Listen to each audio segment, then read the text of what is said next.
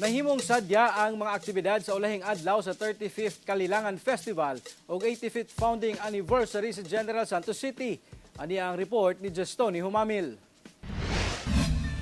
Naggahiusa ang mga general diyang gipahigayon ng parada ng lahi nga kabahin sa culminating activities sa 35th Kalilangan Festival o 85th founding anniversary sa General Santos City. Sentro sa aktibidad ang paghatag og bili sa managlahing kultura, tradisyon ug paghatag og respeto sa matag usa, mapamuslim, blaan o Kristiyano man.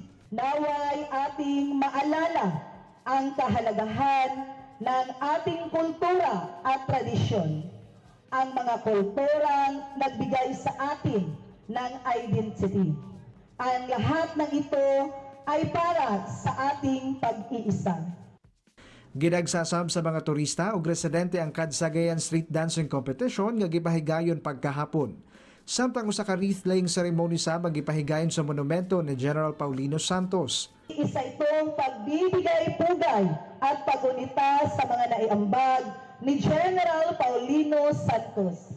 Dahil sa kanyang malawak na pananaw, kasama ang pagsisikap ng mga pioneers, nabigyan tayong lahat ngayon ng isang komunidad at ng isang magandang tahanan. Ako si Justoni Humamil para sa One Mindanao.